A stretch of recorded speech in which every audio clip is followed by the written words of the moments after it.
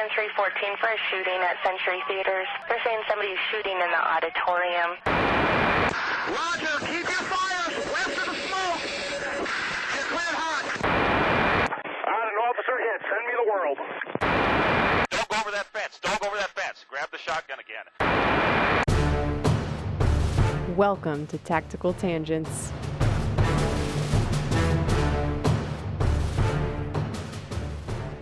So, Jim, I think it's time that we get a little bit preachy about this guy, John Boyd. Oh, yeah. So, back in the day, when life was hard and we didn't have Facebook, we would read these things that we call books. Ugh. A lot of my friends make fun of me for reading books, but it's who I am. And one day, Jim knew I was getting ready to go into the Air Force, and he's like, hey, you should probably read this book. And so I did. And it was one of those books that changed the way I look at the world. And it's called Boyd, the Fighter Pilot Who Changed the Art of War.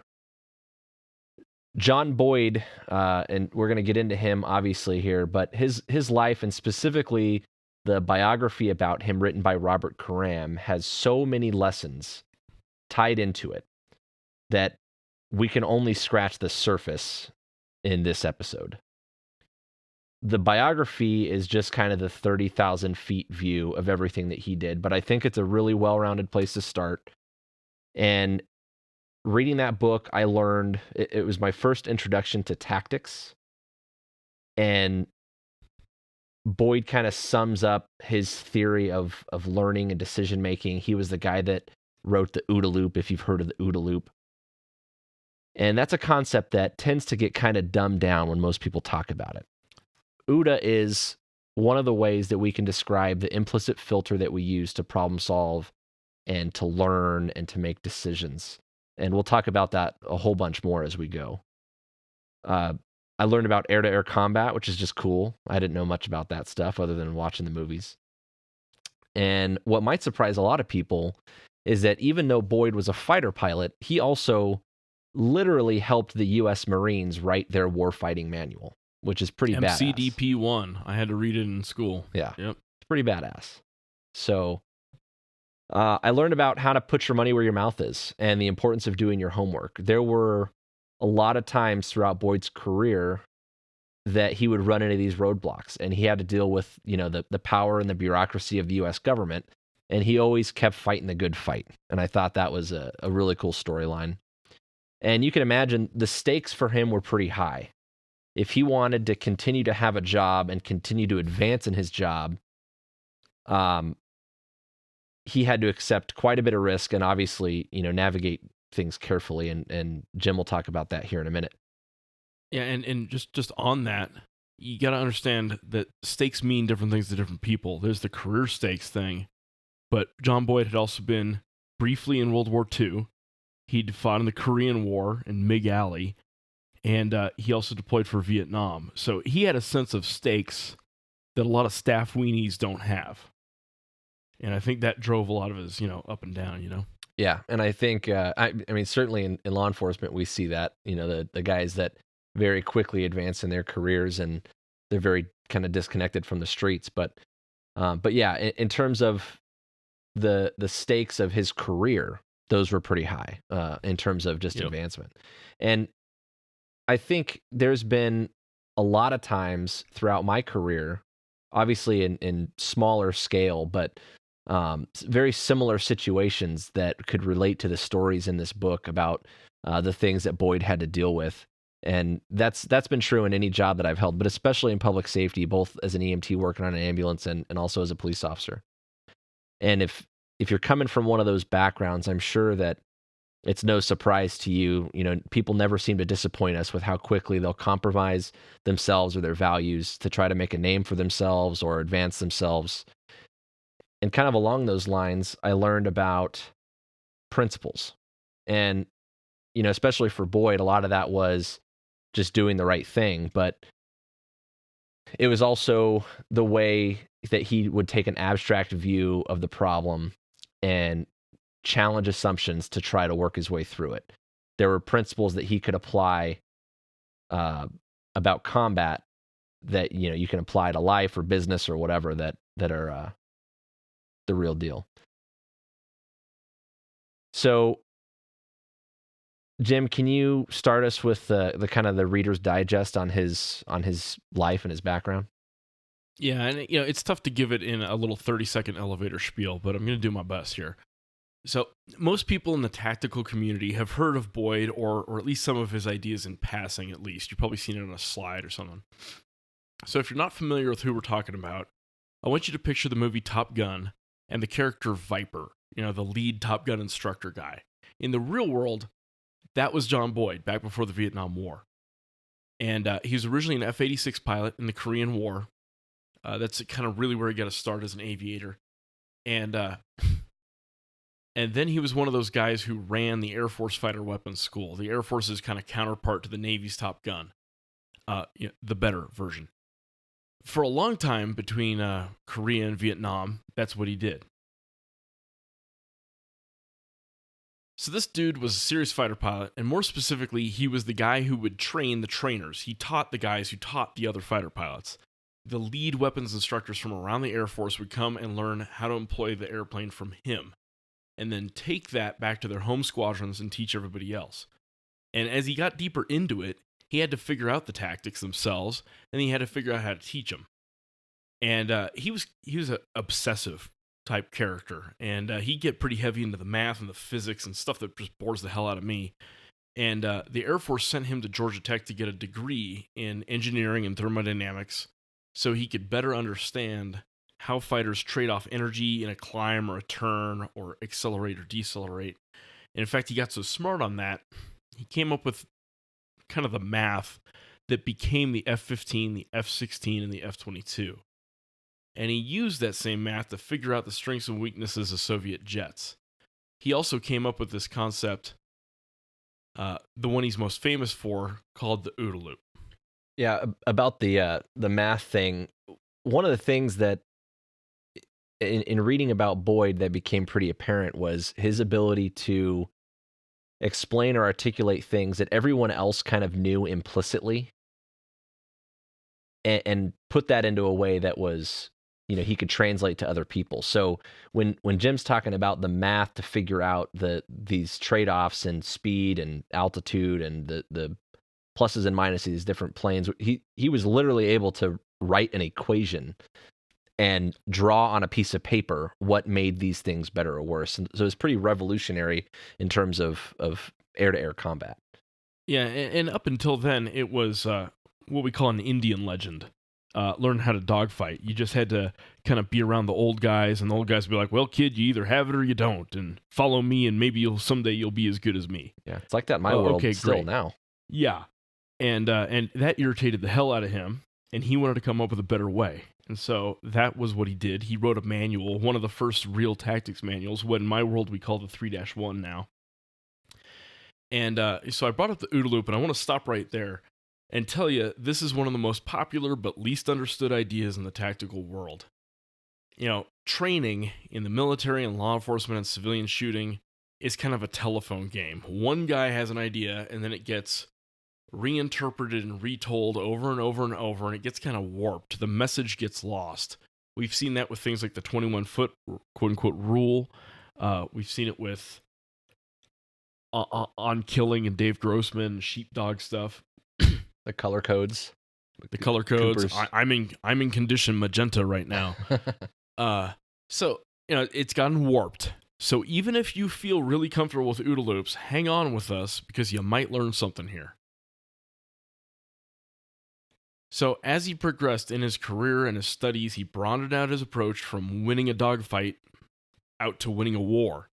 And one of the things he figured out is that big organizations have big, slow, stupid decision-making processes and a lot of barriers to making and acting on decisions in a meaningful way. So let me give you an example from fighting wars, which is my favorite thing. Say I'm flying my bomber into the country of Limnadia, and I know they don't trust their air defense dudes to make decisions. So when the air defense dudes see me on the radar, they're going to have to call higher command, which will also have to call the next higher command to get authorization to shoot. And I know in that amount of time, I've already gotten my bomber into the sweet spot to launch its missiles, and that higher headquarters that the air defense guys are calling? Yeah, it's a smoking hole in the ground, Well, which is see you going to later. slow down all. Yep, bye-bye. So that's going to slow down all the other air defense guys getting their authorizations because now they're now calling an air defense, command center that's gone. Yeah, there's one that I read about, and it might have been the way that Desert Storm started. I don't know if my history is accurate there, but you can have a special ops guy sneak in and just like kill the power when they're trying to make the phone call or cut the phone line or something like that. Things happen. Things happen to people on phones. Yeah. So, Boyd saw a huge strategic liability in centralizing your command. And what he wanted instead was this sort of like hive mind where all the subordinate units intuitively understand what the boss is going to want, and they act kind of automatically within his intent. Boyd called that the implicit guidance for command and control. The idea is that you have to train your guys so thoroughly that they don't have to ask permission. They already know what you're going to say. And they're harmonized enough with each other so that even if they're cut off from each other, they're still doing this like psychic hive mind thing where they're still delivering destruction like nothing changed, even if their, communications cut off. So this guy was pretty wickedly smart and way ahead of his time. But like a lot of smart people, he was also kind of a big pain in the ass. And he was pretty openly critical of a lot of the big ventures the Air Force was involved with, and he was often very critical of his bosses. Now, you can imagine the military doesn't exactly love that, and it is frowned upon, I will tell you as an Air Force officer. So he ended up in a bunch of fights, and very often they were trying to ship his ass to Greenland. So he had allies in this, and he had to make friends and build alliances, and he fought kind of a guerrilla war within the Pentagon. In fact, there's a book about it called The Pentagon Wars, and you might have seen a movie called that. That's about one of Boyd's guys, a guy named Jim Burton, who I've talked back and forth with. And that movie is a true story, and it's based on a book of the same name, and you should really check it out. Pentagon Wars. It's got Kelsey Grammer and Carrie Elwes, the guy who was in Princess Bride, Mike's favorite movie. Obviously. We'll put a link to those in the notes, but they're one of the most entertaining but also the most valuable parts of reading about Boyd's career were some of those hidden lessons in there related to kind of his guerrilla war, his battles in the Pentagon. And I know for a lot of people it's not as sexy as combat and battle and stuff, but there's a lot of hidden lessons there that I think are worth your time. And staff work is the highest calling a military officer can have, yeah. Let me tell you. And it's the sort of thing that you'll see all over the place. And like I said earlier, I especially see it in public safety, but probably just as much in any organization or the business world. And it has a lot to do with budgets and the way that the bureaucracy and politics tend to drive a lot of decisions. And it's kind of that, it goes along with that old saying, it's not what you know, it's who you know, right? And the projects that become popular and that make their way through the process are the ones that have the right people connected to them. And, I see this all the time at my work. There's so many decisions that, hey, we need a piece of equipment or something. We need the credit card number to go buy something. And these decisions should just be an email, and it should get a reply in like a day. But somehow it has to make it through 3 or 4 people up the chain of command, and that sits on someone's desk for like 5 months before we get an answer on something that is stupid. It's an easy decision. It's either yes, it's a clear need, we can afford it, or no, we can't. Or one of my other agency friends, sorry to interrupt, one of my other agency friends talks about, we go through Hellfire missiles like they're Kleenex, but we can't buy goddamn Kleenex. Yeah. So, and there's those times where, yeah, okay, we need to have more conversation about whether or not we're going to have this thing. But so it's like, pick up the phone and make it happen. But somehow it never works that way, right? It takes months and months to make these stupid things happen. And finally, when you see a guy in passing and you mention it to him and suddenly it's fixed, and you realize it never took that long to fix in the first place, but that's just how the way the world works, So there's a lot of lessons in Boyd's career that have to do with navigating those kinds of obstacles. And a lot of it has to do with being able to clearly explain what you want or what your needs are or why it's important. And some of it has to do with being an effective writer or effective public speaker. And some of it has to do with not being afraid to go knock on a door or make a phone call and ask for it. And Boyd was kind of known for that. Yeah, along those lines, Mike and I think and talk about leadership a lot. It's a thing we both kind of grew up with. And I don't know if Boyd was a great leader. Like I said, he was kind of a dick sometimes. I mean, he got things done. But he got things done. He had some influence. He understood how to influence people. Yeah. So we got to at least give him that. Yeah. So Boyd had a lot of good examples and some not so good examples. Like Jim said, he could be kind of a pain in the ass. And I think there's probably times that he maybe limited himself throughout his career because of some of the choices that he made. But those are worth reading about too. And a lot of that has to do with maybe being a little too outspoken and, but I think they're worthwhile lessons. And they're a big part of this too. And again, we're talking about kind of navigating politics and bureaucracy, but there was also a bigger principle there, and it had to do with design discipline. There was this theme when Boyd and his buddies were creating these new airplanes and designing these new airplanes. A bunch of the generals at the time were being influenced by all their defense contractor buddies with the big checkbooks and take them out to dinner, and they're their retirement jobs in the future, right? And 5 years. Yeah, and 128 days. But whatever was popular at the time, they're trying to push these things. And as these talks started, about these new airplanes started to come out, everyone wanted a piece of that action. And so Boyd and his little mafia in the Pentagon would basically have to fight the man and keep them focused on the mission and what they wanted these planes to be able to do and what was important. And I think that those lessons are valuable in, easily the business world, I'm sure too, because there's a budgetary aspect to it. But even in public safety or self-defense, I think making those decisions is a big deal.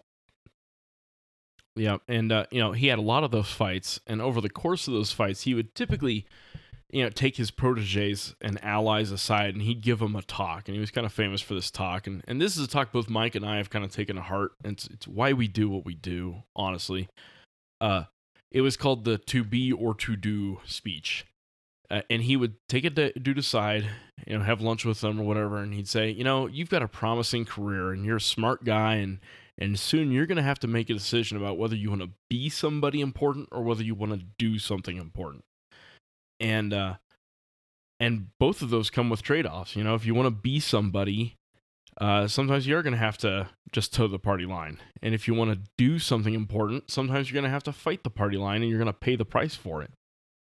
And this dude was a true believer on integrity stuff. And he kind of became kind of a guru, kind of a, I don't know if it's appropriate to call him a religious figure, but guys came to him for kind of a moral compass quite a bit. So, yeah, I'm going to pull up that quote real quick because I think it's not too long and I think it's worth our time here. Yeah, so his to be or to do speech goes like this, and this is right out of the book. Tiger, one day you will come to a fork in the road, and you're going to have to make a decision about which direction you want to go. He raised his hand and pointed. If you go that way, you can be somebody. You'll have to make compromises, and you'll have to turn your back on your friends, but you'll be a member of the club, and you'll get promoted, and you'll get the good assignments. Then Boyd raised his other hand and pointed the other direction.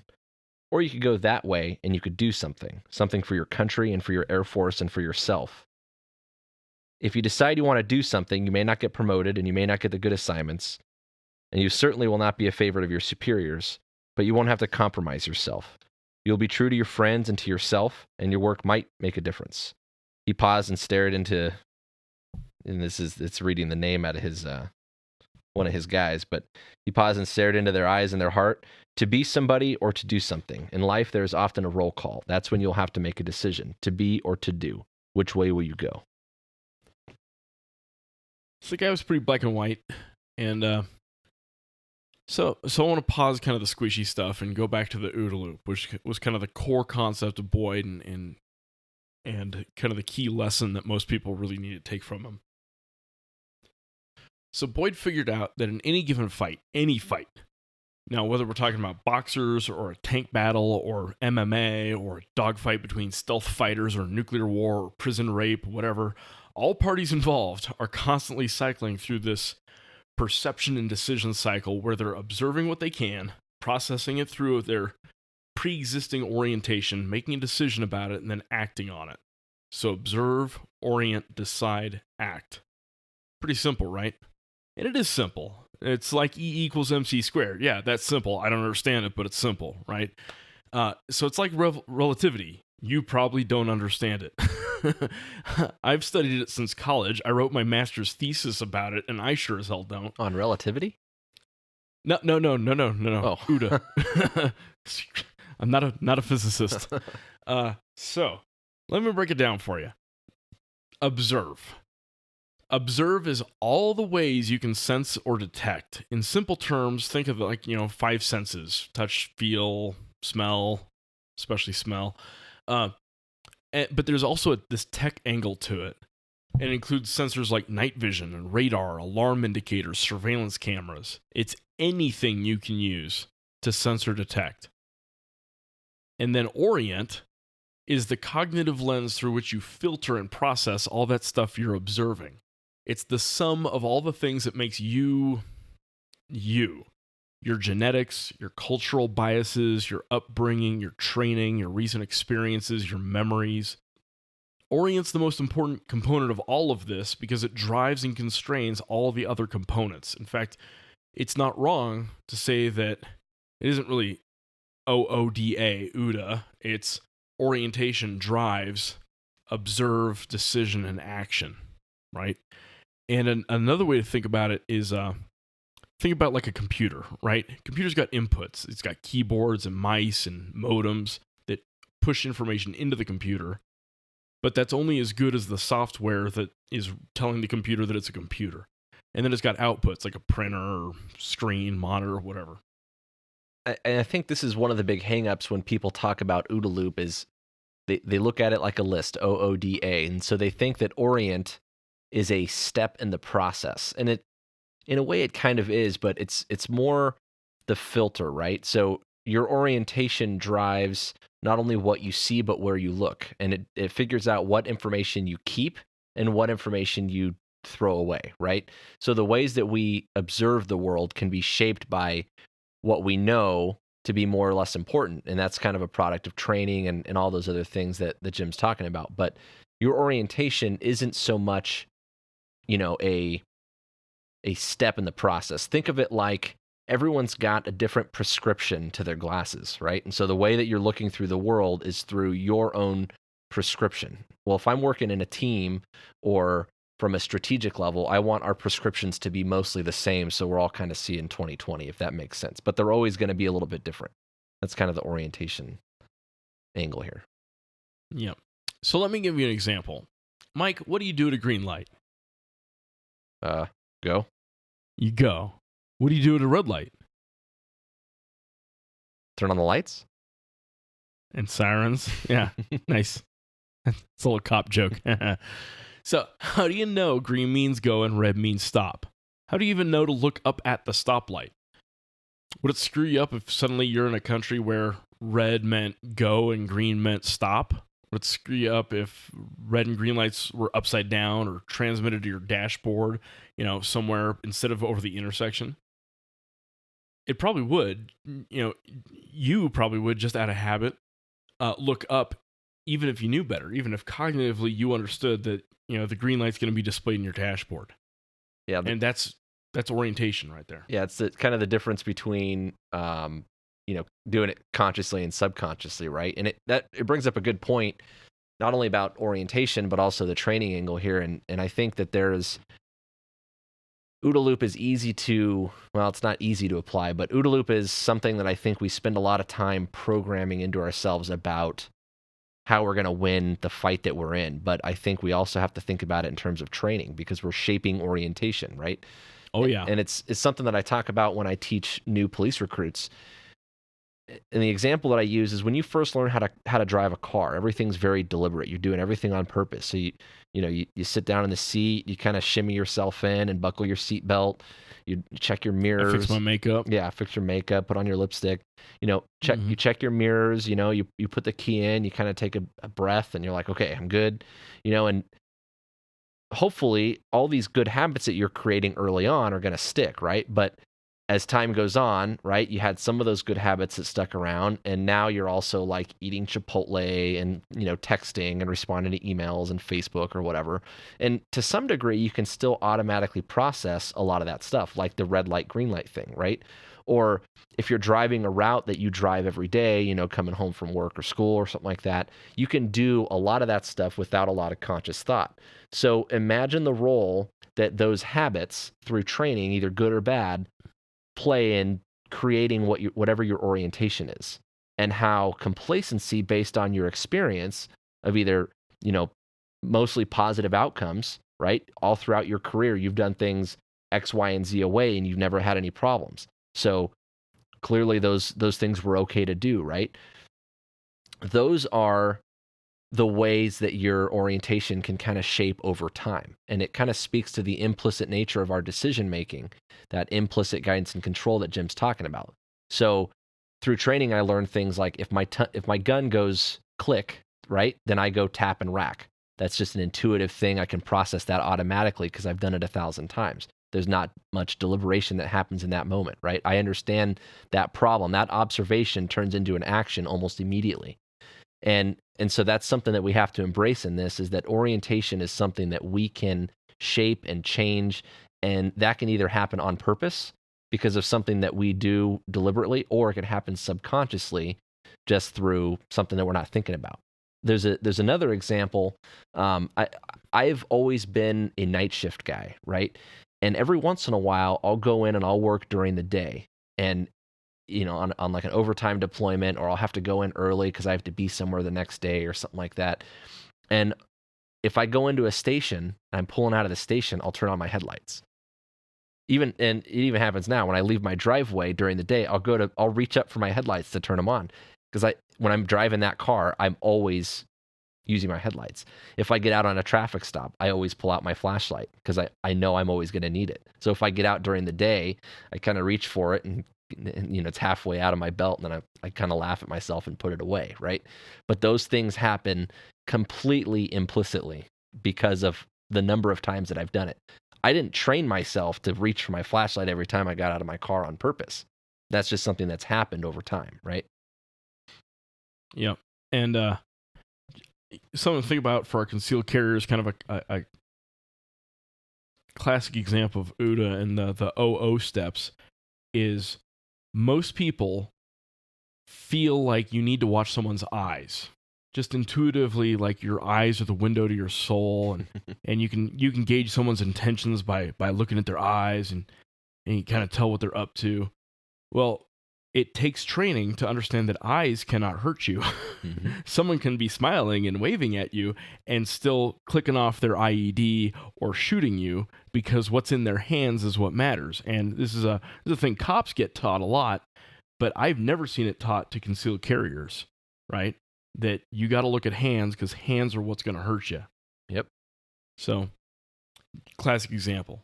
All right, moving on to decide. Decide is where you figure out what you're going to do about that reality you perceive. Think of it like your standing decision tree.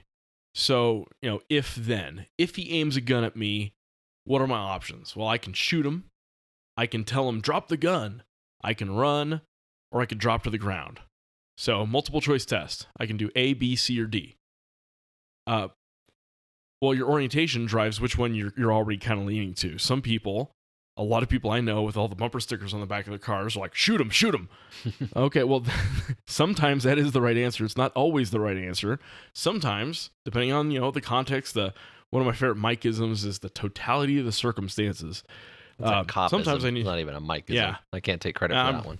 I'm calling it a Mike-ism. Maybe I need to say drop the gun or drop the knife or whatever. And depending on the circumstances, maybe it's a big gun. Maybe I run or get behind something, right? So your orientation drives your list of options. Yeah. Now, it's not only what you decide, but the range of choices, right? The range of selectable options. So like you're talking about, the military rules of engagement might be different from law enforcement, might be different from concealed carry, right? Your orientation is kind of like your mental filing cabinet, where you have an index of different possible solutions. Yep. All right. Now we get to act. Act is where I implement that decision. And it usually takes some time to get an action going and to get effects from that action. And then it takes some time to observe those effects. Aha, the cycle continues. Okay, I punched him. He didn't fall to the floor. Now what? Well, maybe I have to punch him again. Same thing with shooting. And this is another one where orientation can kind of screw you up. If you've been trained your whole life, 2 to the body, 1 to the head, move on to your next target, which is the only thing I was ever taught in the Air Force. Well, gosh, what if that doesn't work? Well, you need to keep watching them, and you need to make a decision what you're going to do about it. So observe, orient, decide, act. I've seen it taught as a list on a slide, but that just doesn't do it justice. It's a matrix to assess yourself and the bad guy and kind of figure out where the weak points are. And time is a big deal in this. So is speed. The longer it takes you to figure out what's going on and then act on it in a meaningful way, the more advantage and initiative the other guy has to screw with you.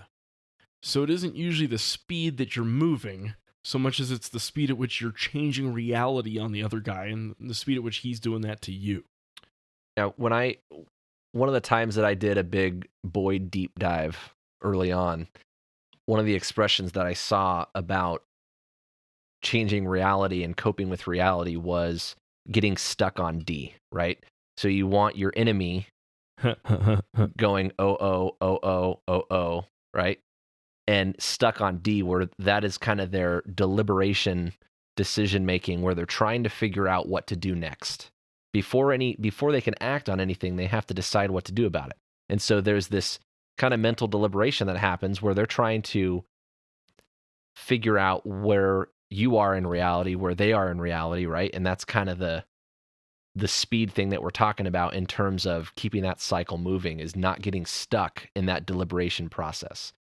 And I think that that's one of the areas that gets left out when we talk about decision making, because people just look at it one decision at a time. One of Boyd's biggest points about combat, and this can apply to any kind of conflict or, a business negotiation, something like that, is that it's a dynamic and unpredictable interaction. So it's constantly changing between us and them. And one of Boyd's quotes that he used to say is, "He who can handle the quickest rate of change survives." So it's not necessarily about raw speed, raw power. It's about the rate of change, right? So every time we make a decision, we're basically just making a hypothesis or a guess. Hopefully it's an educated one, but depending on the circumstances, that could include some deliberation where we're asking ourselves, well, what if this? What if I'm wrong? What if he does this instead of what I hope he's going to do? What if this is not effective, right? And then we act on that when we act on that decision, we're basically just taking that hypothesis that we made and we're testing it. And based on the results of that test, we're going to get feedback on it, whether or not it worked, whether or not it was what we thought it was, things like that, right? And so Jim mentioned earlier a boxing analogy. If we're talking about we're in a boxing match, right? And you hit him with a left, and you watch until he's starting to anticipate when you're going to come in with a left. And I'm training him. Yeah, right. Exactly. By punching him, you're shaping his orientation, and then you're going to take advantage of it, right? So left, and when you see him start to anticipate that, that's when we change things up and come in from the right? So it's an ongoing thing. We can't just get stuck in one decision at a time. And I think that's an important part of understanding this model, because you have to be thinking far enough ahead to ask yourself, what if this doesn't work? Or what if he does, what if he does X? What if he does Y, right? Yeah, so what I'm trying to do is lock him up. Picture like a computer when you get the spinning wheel. The spinning wheel of death. That's what I want to get out of the guy, right? And humans lock up all the time. Have you ever locked up? Yeah, I'm sure you have. I have. Oh yeah. And in the military, we call them lumps, lieutenants under mental pressure, where you ask them to do too many things at once, and they're just like, I don't know what to do. That's what I want. In a fight, I want the other guy to be like, I don't know what to do. You send so many different things at him, and you change the situation on him so fast that he doesn't know how to react. That's what we're shooting for. I got to jump on that real quick. Yeah. when you say lieutenants under mental pressure, that's funny. We actually see this all the time in certain types of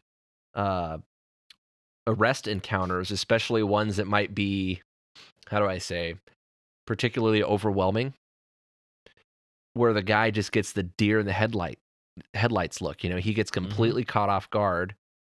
And part of that is a sympathetic nervous response thing where they just completely freeze up, and the fight or flight's part of that too. Sometimes it's not even a matter of, are they making a decision to flee so much as it's just a reaction, right?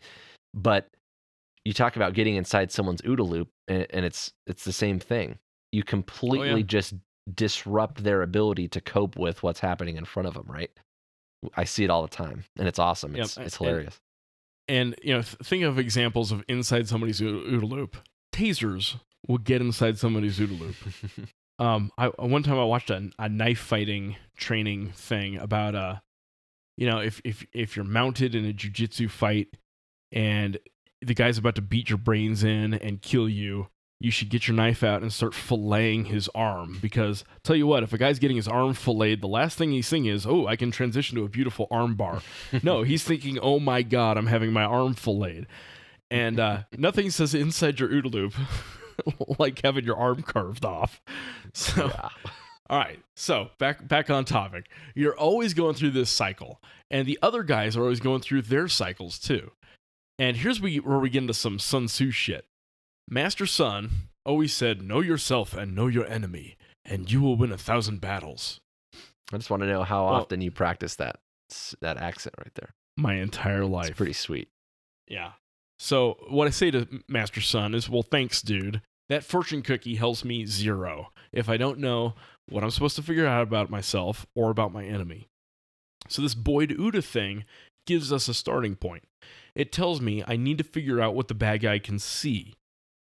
Let's use the Las Vegas shooter scenario.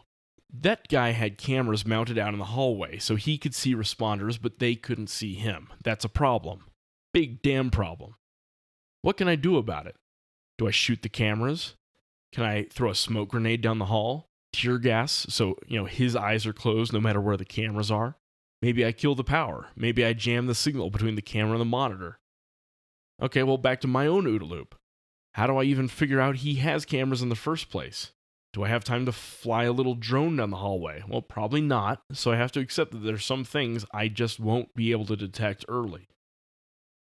Another good example from the Vegas shooting, people heard gunshots echoing all over the urban canyon that makes the Las Vegas Strip, and they were convinced, and they had a substantial portion of the responding cops convinced that there were multiple shooters. You can hear it in the audio.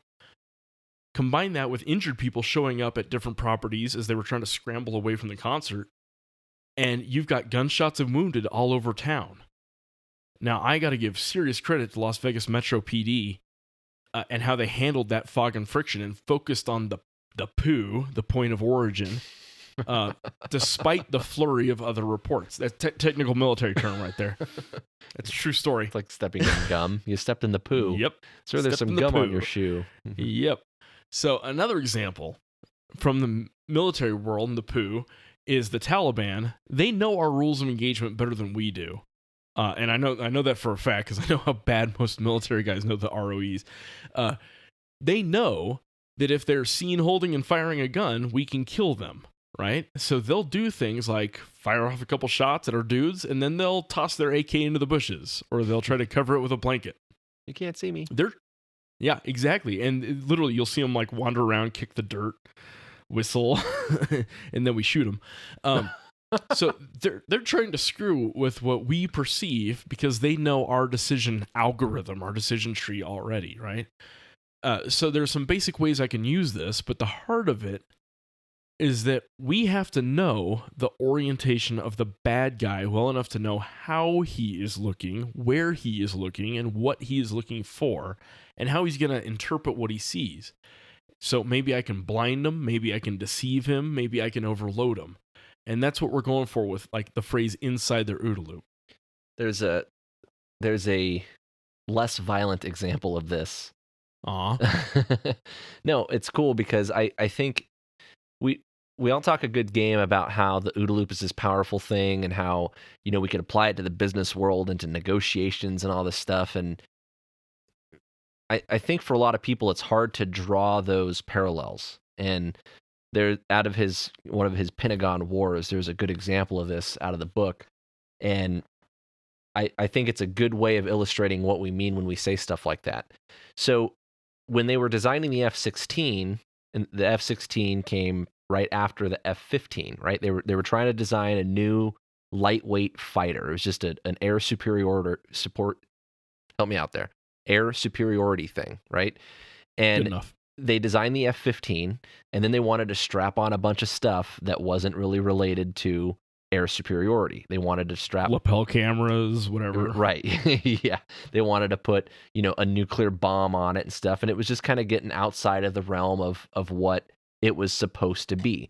So when they were designing the F-16 after the fact, they were trying to cut down the weight, and they wanted to be as fast and nimble as they could so that they can take on other fighters, right? And one of the things that came out of this was it had a smaller fuel tank. And Boyd knew that at some point someone was going to try to shut this project down. They wanted to get rid of the F-16 based on, in comparison with the F-15, basically. And one of the things that he knew they were going to look at was the limited fuel capacity of the F-16 because it was so small and all these things. And they assumed that it was going to have, because it had a smaller fuel capacity, it was going to have decreased range.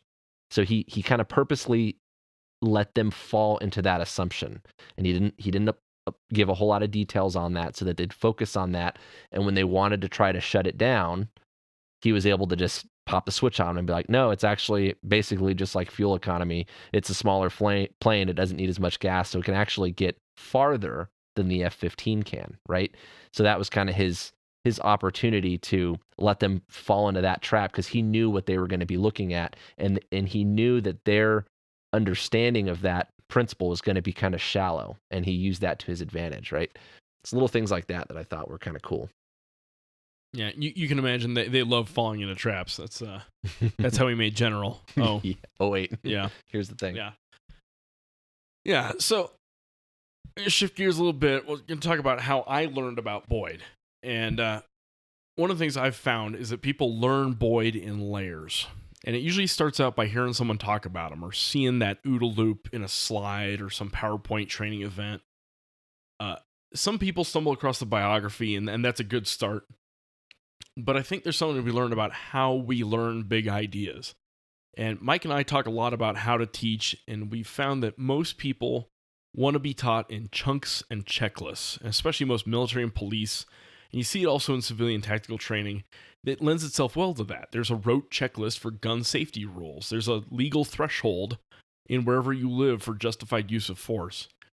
But when you try to do that with Boyd, you hit a really stupid level of understanding with him. You get on the dark side of the Dunning-Kruger curve. Now, Big words. I don't know if you've ever been on the internet, but that's the curve of stupidity, where you learn a little bit, and you think you know a lot, but you don't know how much you don't know, so you act satisfied and overconfident, but you're really just ignorant.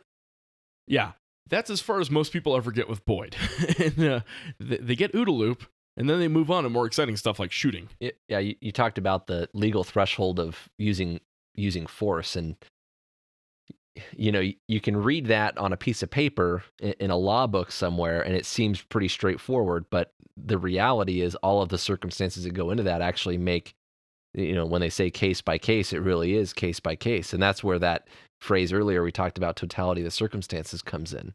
And like exactly like you're saying with John Boyd and the OODA loop, they think, okay, observe, orient, decide, act. Boom, got it. I got those 4 things down. I know the OODA loop now. Next topic, move on. Yep, and that's also where you get stupid warped stuff. Like, if a guy breaks into your house, you shoot him and then you drag him into your house. Yeah, because that's justified. Whatever. Like I said, you get on the stupid part of the curve, and you never want to be there, right? So when people come to class, they usually don't want nebulous, squishy stuff. They want to know what's on the test, or what they'll need to physically do to win the fight. And I get that.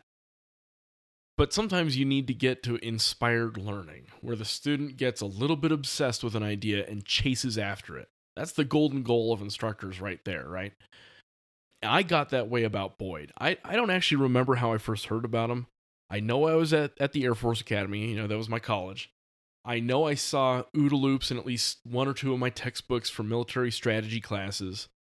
I know one of my roommates had the biography on the bookshelf. But the memory that stands out is that I came across the biographer's interview on freaking C-SPAN.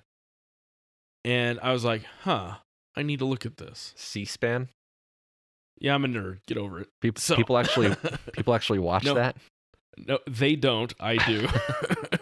And so I went out and found the biography, and then I ended up going down a decade-long rabbit hole. I started finding anything the Air Force Academy Library had on them, the stuff that the Air University Library at Maxwell had on them. That's where most of our academic stuff for the Air Force is in Alabama. And when I went through the... Yeah. Not even going to start. I'm just kidding, Alabama. I love you. Oh, we love Alabama. So when I went through the basic lieutenant course in Alabama, I talked my way into the Air Force Historical Research Agency reading rooms because I'm a nerd, and I found carts of what they had on him, and copies of his oral history interviews and tapes of his oral history interviews, and any interview that mentioned him I also got. So anyone else who talked about him, I checked through that. And I ended up actually up in Quantico, Virginia, at the Marine Corps University Library, which is the official repository of his personal books and effects, because he was so persona non grata with the Air Force that he just kind of gave up on it and started dealing with the Marines. So that's where all of his stuff ended up. And it was pretty cool to get to go through his books and read his margin notes in his books. That's nerd nirvana right there. And then I decided to go find his circle of friends. And you'll see in the biography, it talks about how that circle meets once a week in a bar, in a basement in the Officers Club of Fort Myer, Virginia, next to Arlington National Cemetery.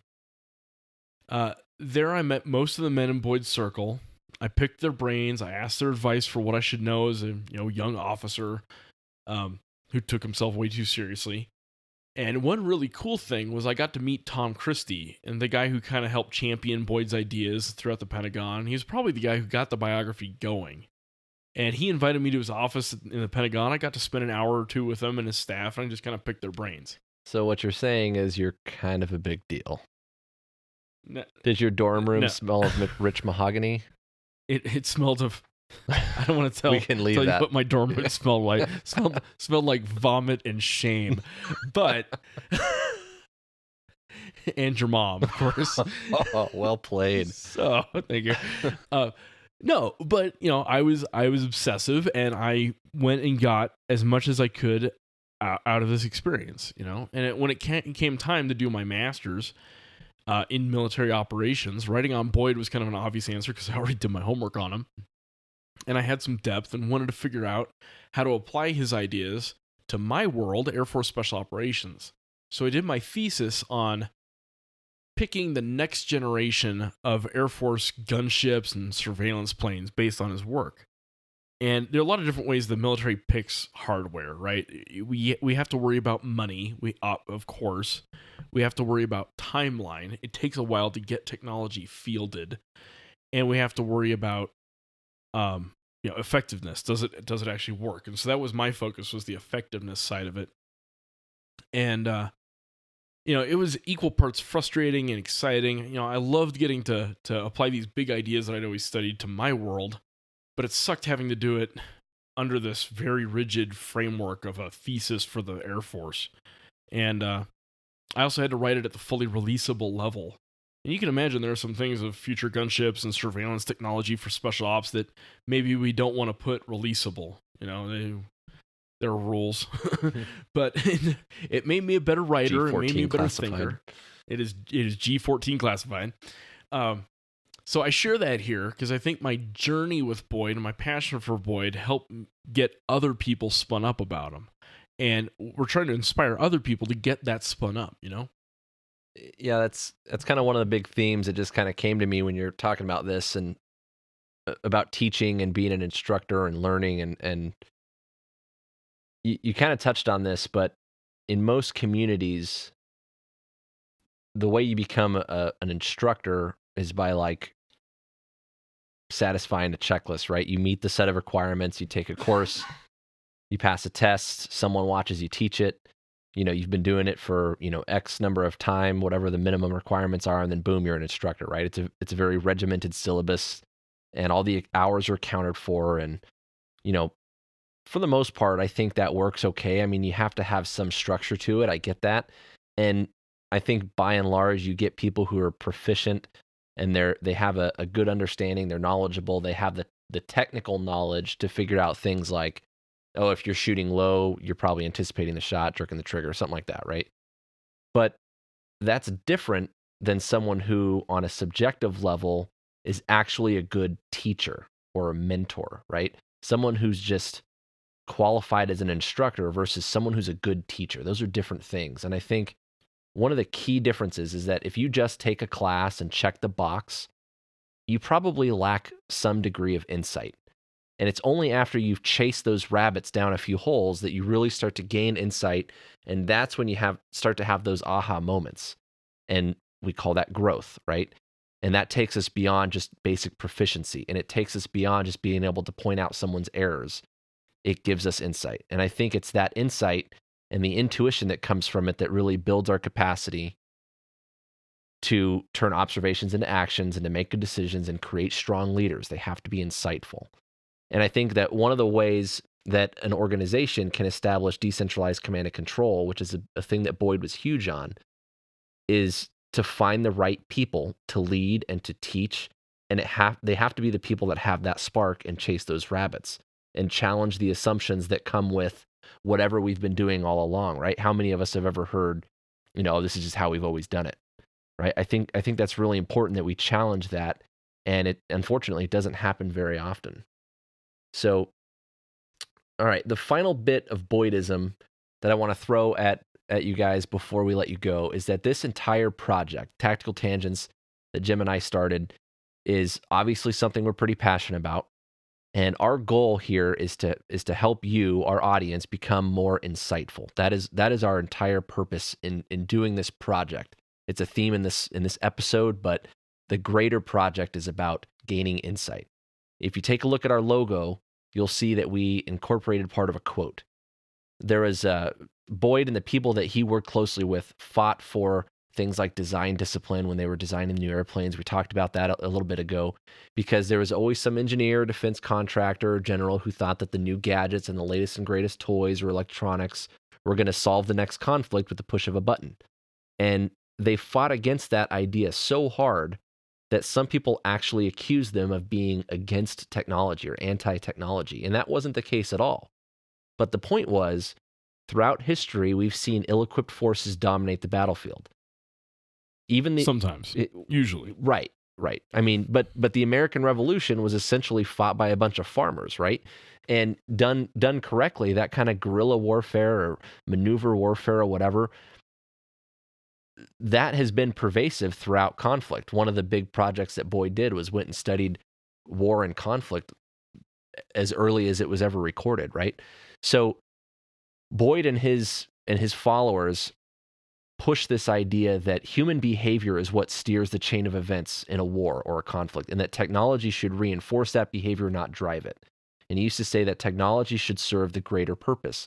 Machines don't fight wars, people do, and they use their minds. One of his mantras was people, ideas, hardware, in that order.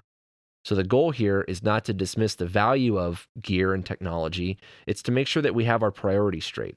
So our goal at Tactical Tangents is to help you gain that insight and to develop leaders and people who are passionate and knowledgeable in public safety, the military, self-defense communities. And by listening to this podcast, you're on the right track.